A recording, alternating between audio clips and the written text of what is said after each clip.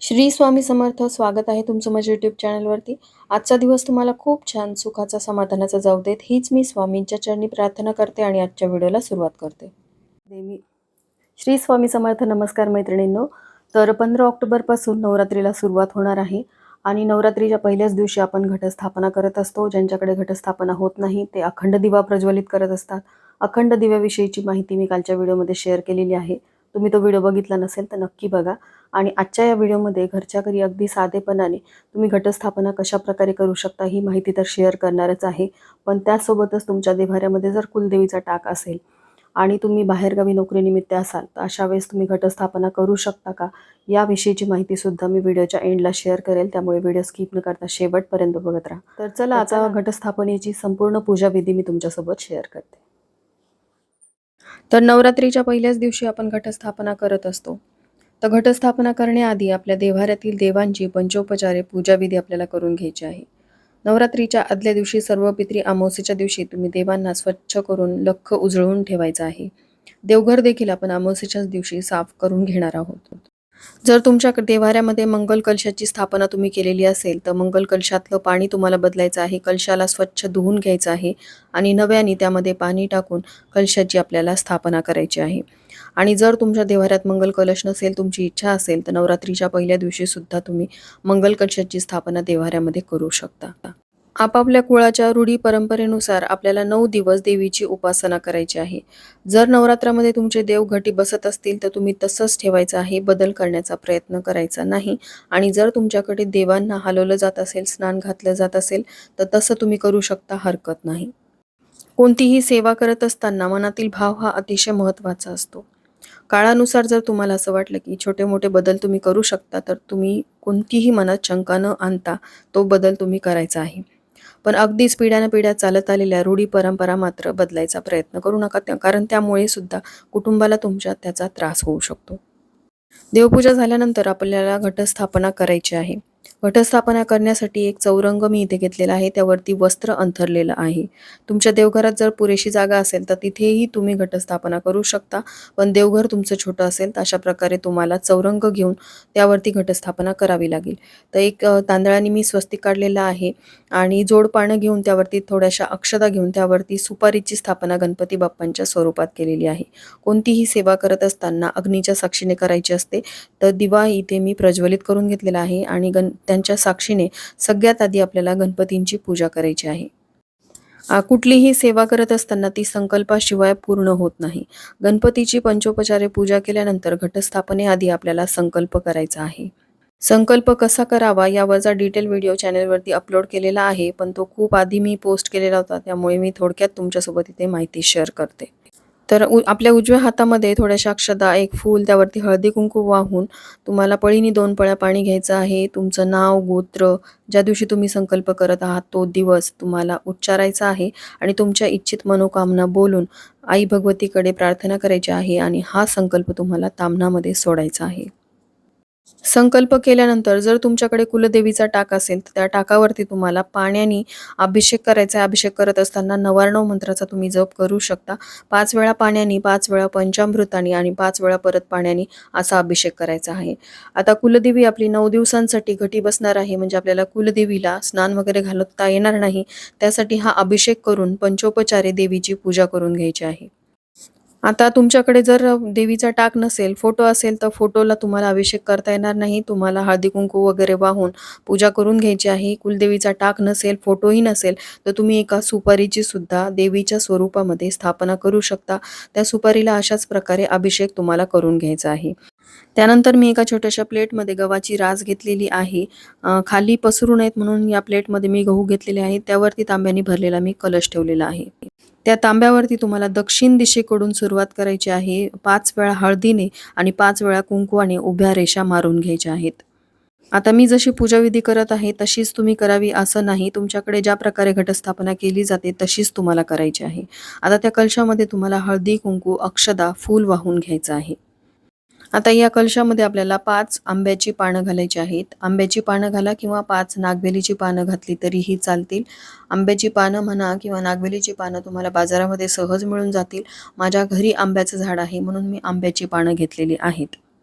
आणि तसंही आंब्याची पानं ही लवकर सुकत नाहीत. 9 दिवस ती फ्रेश वाटतात आणि नागवेलीची पानं ही 9 दिवसामध्ये बऱ्यापैकी सुकून जातात. म्हणून शक्यतोवर अशा कलशांमध्ये तुम्ही आंब्याचीच पानं घ्यायची आहेत. त्यावरती मी एका ताम्हणामध्ये तांदूळ घेतलेले आहेत आणि त्या तांदळाची रास मी या कलशावरती ठेवलेली आहे. तांदळाला हळदी-कुंकू वाहून घ्यायचं आणि त्यावरती 2 विड्याची पानं ठेवायची आहेत आणि त्यावरती आपल्याला कुलदेवीचा टाक जो अभिषेक करून घेतलेला आहे, तो ठेवायचा आहे. आता देवी घटी बसणार आहे, त्यामुळे देवीची आपण पंचोपचारे पूजा करून घेणार आहोत. तर या नागवेलीच्या पानावरती थोड्याशा अक्षदा मी ठेवलेल्या आहेत आणि त्यावरती अभिषेक करून घेतलेला कुलदेवीचा टाक मी इथे ठेवलेला आहे. आणि जसं मी तुम्हाला आधी सांगितलं, की तुमच्याकडे कुलदेवीचा टाक नसेल, फोटो असेल, तर तुम्ही इथे फोटो ठेवू शकता. तोही नसेल, तर तुम्ही सुपारीच्या स्वरूपामध्ये तुमच्या कुलदेवीची स्थापना करू शकता. त्यानंतर देवीला हळदी-कुंकू अर्पण करायचं आहे. हळदी-कुंकू अर्पण करत असताना हळदी-कुंकुम समर्पयामी असं म्हणायचं आहे. अक्षदम समर्पयामी, पुष्पम समर्पयामी. कारण असं म्हणल्याने देवी ती सेवा किंवा आपण जे काही देवीला अर्पण करत आहोत, ती सेवा ती स्वीकारते. आता 9 दिवसासाठी देवी घटी बसलेली आहे. तर आता देवीची स्थापना केल्यानंतर मग आपल्याला घटस्थापना करायची आहे. आता आपापल्या पद्धतीने घटस्थापना करायची आहे. तर इथे मी मातीचा कलश म्हणा किंवा घट घेतलेला आहे. पाणी त्यामध्ये भरून घेतलेलं आहे. त्यानंतर या घटाला देखील आपल्याला दक्षिण दिशेकडून सुरुवात करत 5 हळदीची बोटं आणि 5 कुंकवाची बोटं मारून घ्यायची आहेत. तर मातीचा घट म्हणा किंवा मातीची अशी परडी जर तुम्ही आणली असेल तर रात्रभर त्याला तुम्हाला पाण्यात भिजवून ठेवायचं आहे. दुसऱ्या दिवशी थोडंसं उन्हात सुकवून घ्यायचं आणि त्यानंतर मग त्याला घटस्थापनेसाठी वापरायचं आहे. आता या घटावरती 5 हळदीनी आणि 5 कुंकवानी उभ्या रेषा मारून घेतल्यानंतर त्या घटामध्ये आपल्याला हळदी, कुंकू, 1 सुपारी, नाणं, अक्षदा, फूल टाकून घ्यायचं आहे. म्हणजेच घटाची आपल्याला पंचोपचारे पूजा करायची आहे. सुरुवातीला ज्या घटावरती मी कुलदेवीचा टाक ठेवलेला आहे, त्यावरती सुपारीनी नाणं टाकायची गरज नाही. त्यामध्ये फक्त हळदी, कुंकू, अक्षदा आणि 1 फूल वाहून घेतलेलं आहे. आणि हा जो घट आपण वापरणार आहोत घटस्थापनेसाठी, त्यामध्ये मात्र आपल्याला सगळ्या वस्तू पंचोपचारे टाकायच्या आहेत. त्यानंतर याला एक कलावाचा धागा किंवा जर तुम्हाला यज्ञकंकण मिळालं केंद्रातलं, तर ते केंद्रातलं यज्ञकंकणसुद्धा तुम्ही बांधू शकता. हे बांधत असताना 99 मंत्राचा जप तुम्हाला करायचा आहे. यज्ञकंकण तुम्हाला मिळालं नाही तर तुम्ही नारंगी रंगाचं जी वूलन असते ती वापरली तरीही चालते. पण जर तुम्हाला यज्ञकंकण मिळालं तर खूपच उत्तम. जर कधी तुम्ही स्वामी समर्थ केंद्रामध्ये गेलात तर तिथून तुम्ही आणायला विसरू नका. ते कंकण हे अभिमंत्रित केलेलं असतं. त्यामुळे या कलशाला तुम्ही ते कंकण बांधू शकता. आता माझ्याकडे ते कंकण नाही आहे आणि नारंगी रंगाची वूलन पण माझ्याकडे नव्हती, म्हणून मी हा लाल पिवळ्या रंगाचा कलावा बांधलेला आहे. कलावा बांधला तरीही चालतो. तो देखील देवीला अतिशय प्रिय आहे. तर जेवढा तुम्हाला धागा लागेल तेवढा धागा तुम्हाला घ्यायचा आहे. 5 फेरे मारून घेतल्यानंतर त्याची गाठ मारून घ्यायची आणि अशा प्रकारे आपल्याला हा घटस्थापनेसाठी तयार करायचा आहे. सांगितल्याप्रमाणे हळदी, कुंकू, अक्षदा, फूल, 1 सुपारी, नाणं यामध्ये घालून घेतलं. त्यानंतर आपल्याला आंब्याची 5 पानं यामध्ये घालायची आहेत. आंब्याची 5 पानं घालू शकता किंवा नागवेलीची पानं जे तुम्हाला मिळेल ते तुम्ही घालायचं आहे. आणि यावरती आपल्याला एक श्रीफळ जे असतं ते कुलदेवीच्या स्वरूपामध्ये स्थापन करायचं आहे. जर तुमच्या देव्हाऱ्यामध्ये मंगल कलश स्थापन केलेला असेल तर तो मंगल कलश हा कायमस्वरूपी आपल्या देव्हाऱ्यामध्ये आपण स्थापन केलेला असतो. पण हा जो कलश आहे घटस्थापनेच्या दिवशी आपण देव्हाऱ्यात स्थापन करतो, तो 9 दिवसांसाठी आपण कुलदेवीच्या स्वरूपामध्ये स्थापन करतो. त्यामुळे हे श्रीफळ आपल्याला वेगळं घ्यायचं आहे. या श्रीफळाची सुद्धा हळदी कुंकू वाहून पूजा करायची आहे. जर तुमच्याकडे मुखवटा असेल तर तो मुखवटा तुम्ही लावू शकता. आता माझ्याकडे हा देवीचा मुखवटा आहे, तर हा मुखवटा मी या श्रीफळाला लावून घेणार आहे. त्यानंतरची सगळ्यात महत्त्वाची गोष्ट जी आपण घटस्थापनेसाठी वापरतो ती म्हणजे परडी. आता परडी तुम्ही मातीची वापरू शकता. त्यामध्ये माती घ्यायची आहे किंवा तुमच्याकडे जर टोपलीची म्हणजेच बांबूच्या काड्यांनी बनलेली परडी वापरत असाल तर तुम्ही ती वापरू शकता. हरकत नाही, तुमच्या पद्धतीनुसार तुम्हाला त्या गोष्टीचा वापर करायचा असतो. जी कोणती वस्तू तुम्ही घटस्थापनेसाठी वापरत असाल तिची तुम्हाला पंचोपचारे पूजा करायची आहे. आणि त्यामध्ये माती घातल्यानंतर आता यामध्ये धान्य कोणतं घालायचं. जर तुमच्याकडे एकच धान्य वापरत असाल तर तुम्ही एकच धान्य घातलं तरी चालेल. जर तुमच्याकडे सप्तधान्य घातल्या जात असेल तर तुम्ही अशा प्रकारचं सप्तधान्य तुम्हाला बाजारामध्ये सहज मिळून जाईल, ते तुम्ही यामध्ये पेरू शकता. सप्तधान्यांमध्ये जव, तीळ, धान, मूग बाजरी, चणे, गहू यांचा समावेश असतो. जर तुमच्याकडे एकच धान्य वापरलं जात असेल, तर तुम्ही एकच धान्य वापरायचं आहे आणि जर सप्तधान्य वापरत असतील, तर सप्तधान्य तुम्ही अशा प्रकारे पेरू शकता. थोडीशी माती तुम्हाला काढून घ्यायची आहे. त्याआधी तुम्हाला यामध्ये धान्य पेरायचं आहे आणि त्यावरती परत माती टाकून द्यायची आहे. मध्ये ते धान्य गेलं पाहिजे, पूर्ण झाकलं गेलं पाहिजे. आता जो कलश किंवा घट आपण यावरती ठेवणार आहोत, त्यातलं पाणीसुद्धा जिरपत राहणार आहे. त्यामुळे हे धान्य तर उगवणारच आहे, पण रोज तुम्हाला थोडं-थोडं पाणी या धान्यावरती टाकत राहायचं आहे. आता व्हिडिओसाठी मी अगदी कमी धान्य तुम्हाला टाकून दाखवलं, पण थोडंसं चांगल्या प्रकारे धान्य तुम्हाला टाकावं लागेल आणि सप्तधान्यसुद्धा व्यवस्थित प्रकारे टाकल्यानंतर ते धान छान प्रकारे उगवतं. अशी मान्यता आहे, की जेवढं छान प्रकारे हे धान उगवतं, तेवढीच चांगल्या प्रकारे तुमची शेती पिकते. तर आता इथे घटस्थापनेची सगळी तयारी माझी झालेली आहे. मी चौरंगावरती जे स्वस्तिक काढलेलं होतं, त्या स्वस्तिकावरती ही मातीची परडी मी ठेवलेली आहे आणि त्यामध्ये मी धान्य पेरलेलं आहे आणि त्यावरती हा मातीचा कलश, त्याला देवीचा मुखवटा लावून मी इथे ठेवलेला आहे. त्यानंतर सगळ्यात महत्त्वाचं म्हणजे नवरात्रीमध्ये अखंड दिवा प्रज्वलित केला जातो. अखंड दिव्याविषयीची माहिती, ज्यामध्ये दिवा कशाप्रकारे प्रज्वलित करायचा आहे, दिव्यामध्ये वात कशी घालायची आहे, दिवा कोणत्या दिशेला लावायचा, दिव्याची वात कोणत्या दिशेला असावी, याविषयीची संपूर्ण माहिती तर मी शेअर केलेलीच आहे. त्याचबरोबर दिवा विझू नये यासाठी दिव्यामध्ये आपल्याला कोणत्या वस्तू घालायच्या आहेत, ही माहिती देखील मी शेअर केलेली आहे. तुम्ही तो व्हिडिओ बघितला नसेल तर नक्की बघावा. त्यानंतर 9 दिवस 9 माळीसुद्धा आपल्याला घटस्थापनेमध्ये लावाव्या लागतात. तर पहिल्या दिवशीची जी माळ असते ती असते नागवेलीच्या पानांची. तर ती तुम्हाला जिथे तुम्ही कुलदेवीचा कलश घटस्थापना केलेली आहे त्यावरती अशा प्रकारे लावायची आहे. ती वरती बांधायची आहे आणि रोज तुम्हाला नवीन माळ तयार करायची आहे आणि देवीची पंचोपचारे पूजा करायची आहे. 9 दिवस सूक्ष्म स्वरूपामध्ये देवीचं तत्व आपल्या घरामध्ये वावरत असतं. देवीची उच्च कोटीची सेवा आपल्याला करायची आहे, ज्यामध्ये दुर्गा सप्तशतीचे पाठ करायचे आहेत. दुर्गा सप्तशतीचे पाठ कसे करायचे आहेत, 1, 5, 7 त्याचबरोबर 14 पाठ या 9 दिवसामध्ये तुम्हाला कसे करता येतील, याविषयीचा व्हिडिओ लवकरच मी शेअर करणार आहे. त्याचबरोबर कुलदेवीची उच्च कोटीची आणि अतिशय प्रिय असलेली सेवा म्हणजे आपल्याला कुमकुमार्चनची सेवा करायची आहे. ही सेवा कशी करायची आहे, याचा पण व्हिडिओ मी लवकरच शेअर करणार आहे. घटस्थापना हा नवरात्रीच्या दरम्यान केला जाणारा एक अत्यंत महत्त्वाचा विधी आहे. कलशस्थापना ही घटस्थापनेचे दुसरे नाव आहे. घटस्थापनेमध्ये देवीची पूजा समाविष्ट आहे, जी योग्य वेळी केली पाहिजे.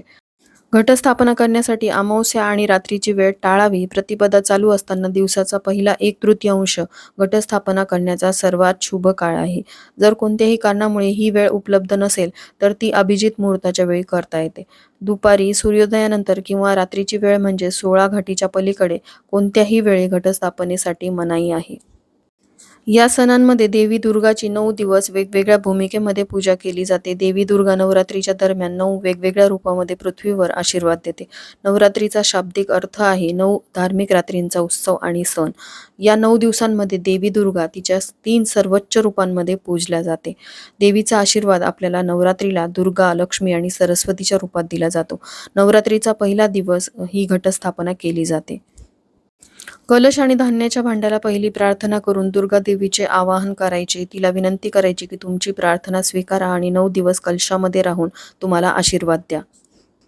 नावाप्रमाणे पंचोपचार पूजा 5 पूजा वस्तूसह केली जाते. दिवा लावा आणि कलशाभोवती प्रदक्षिणा घाला. धूप लावून कलशाभोवती गोल फिरवा. कलश व फुलांची माळा वर ठेवा. फुले अर्पण करा. शेवटी पंचोपचार पूजेची सांगता करण्यासाठी नैवेद्य म्हणजेच कलशाला फळ आणि गोड पदार्थ अर्पण करा. कलश वर शिंपडून देवतेला सुगंध अर्पण करा. घटस्थापना केल्यानंतर काही नियमांचे आपल्याला पालन करावे लागते. नवरात्राचे व्रत आचरण करताना नेहमी ब्रह्ममुहूर्तावरती उठावे. अन्य वेळी सकाळपर्यंत झोपले तरीही चालते, पण नवरात्रामध्ये हा नियम पाळणे अत्यंत आवश्यक आहे. संपूर्ण नवरात्रामध्ये ब्रह्ममुहूर्तावरती उठून नित्यकर्म आटपून घ्यावेत. यानंतर सूर्योदयाच्या वेळी सूर्याला अर्घ्य द्यावे. त्यानंतर शास्त्रोक्त पद्धतीने देवीचे पूजन करावे. देवीचे पूजन झाल्यानंतर नामस्मरण, जप, मंत्र वा श्लोक पठण करणे उत्तम मानले जाते. नवरात्राचा कालावधी हा दुर्गा देवीचे पूजन, भजन, कीर्तन, नामस्मरण, जप, आराधना, उपासना करण्यासाठी सर्वोत्तम आणि सर्वश्रेष्ठ मानला जातो. सगळ्यात महत्त्वाचे म्हणजे नवरात्रातील व्रताचरण हे निर्मळ मनाने आणि प्रामाणिकपणे आणि मनोभावे केलेले असावे. श्रद्धेने केलेले कोणतेही व्रत हे उत्तम मानले गेले आहे. देव हा भक्तीचा भुकेला असतो. त्यामुळे यथाशक्ती यथासंभव व्रताचरण करायचे. व्रताचरण कालावधीमध्ये भक्तिभाव हा अत्यंत महत्त्वाचा असतो. मनापासून केलेली प्रार्थना, उपासना, नामस्मरण, जप सकारात्मक तसेच शुभ फलप्राप्ती करण्यासाठी सहाय्यभूत ठरते. त्याचबरोबर सगळ्यात महत्त्वाची गोष्ट म्हणजे घटस्थापना केल्यानंतर जो तुमचा मासिक धर्म आला, तर अशा वेळेस घरातील इतर सदस्यांकडून आपल्याला देवीची सेवा उपासना करायची आहे. देवीची सेवा उपासना करत असताना देव घटी बसलेले आहेत, देवी देखील घटी बसलेली आहे. तुमच्याकडे देवांना स्नान घातलं जात असेल, तर तुमच्या घरातील इतर सदस्यांकडून म्हणजेच तुमच्या मुलांकडून किंवा पतीकडून देवांना स्नान घालून घ्यायचं आहे. देवी तर घटी बसलेली असते, देवीला हळदी-कुंकू, फूल अर्पण करायला सांगायचं. देवीची सकाळ संध्याकाळ आरती करायला सांगायची. मात्र दुर्गा सप्तशतीच्या पाठाचा ज्या व्यक्तीने संकल्प केलेला असतो, त्याच व्यक्तीला ती सेवा जी आहे ती पूर्ण करावी लागते. त्यामुळे तुमचा मासिक धर्म संपल्यानंतर म्हणजे 5व्या दिवशीपासून तुम्ही परत त्या सेवेला सुरुवात करू शकता. मात्र तुमचे मासिक धर्मातील या कालावधीमध्ये देवीची पंचोपचार पूजा आणि सकाळ संध्याकाळ आरती मात्र घरातील इतर सदस्यांनी नित्यनियमाने करावी. या सेवेमध्ये कुठलाही खंड पडू देऊ नये. त्याचबरोबर तुम्हाला घराला कुलूप लावून घराबाहेर जायचं नाही. अगदीच कामानिमित्त तुम्ही घराबाहेर गेला तरीही चालेल. मात्र घरामध्ये ज्यावेळेस घटस्थापना किंवा अखंड दिवा प्रज्वलित केलेला असतो, त्या कालावधीमध्ये घरातील सदस्यांनी घरातच राहावे. कारण तुमच्या कलशाजवळ किंवा तुमच्या अखंड दिव्याजवळ कोणती ना कोणती व्यक्ती ही घरामध्ये असायला हवी अशी मान्यता आहे. तसं जर तुम्हाला कामानिमित्त बाहेर जायचं असेल, तर तुम्ही 1-1.5 तासासाठी गेला तर हरकत नाही. पण 1-2 दिवस तुम्हाला घराला कुलूप मात्र लावता येणार नाही. हा अतिशय महत्त्वाचा नियम. याचं पालन तुम्हाला घटस्थापना झाल्यानंतर करावं लागेल. त्याचबरोबर कुलदेवीची सकाळ संध्याकाळ आरती तर आपल्याला करायचीच आहे. त्यासोबतच त्या दिवसानुसार आपल्याला देवीला नैवेद्यसुद्धा अर्पण करायचा आहे. नवरात्रीचे 9 दिवस हे अत्यंत पवित्र समजले जातात. या दिवसामध्ये देवीच्या 9 वेगवेगळ्या स्वरूपांची पूजा केली जाते आणि देवीचा आशीर्वाद प्राप्त केला जातो. शहरामध्ये रास गरबा खेळून रात्री जागवल्या जातात, तर गावाकडे गोंधळ आणि जागरण अशी परंपरा आहे. अश्विन महिन्यातील शुक्ल पक्षातील प्रतिपदेपासून शारदीय नवरात्रीची सुरुवात होते. नवरात्रीच्या 9 दिवसांमध्ये आदिशक्ती, शैलपुत्री, ब्रह्मचारिणी, चंद्रघंटा, कुष्मांडा, स्कंदमाता, कात्यायनी, कालरात्री, महागौरी आणि सिद्धिदात्री देवीच्या 9 रूपांची पूजा केली जाते. नवरात्रीच्या 9 दिवसांमध्ये देवी पृथ्वीभोवती प्रदक्षिणा घालते आणि आपल्या भक्तावरील संकट दूर करून त्यांच्या इच्छा पूर्ण करते. त्यामुळेच या दिवसांमध्ये देवीभोवती फेर धरून तिला आवाहन करण्याची परंपरा सुरू झाल्याचं म्हणतात. तुमच्या कुळाच्या रूढी परंपरेनुसार नवरात्रीच्या पहिल्याच दिवशी तुम्हाला घटस्थापना अगदी साधेपणाने करायची असते.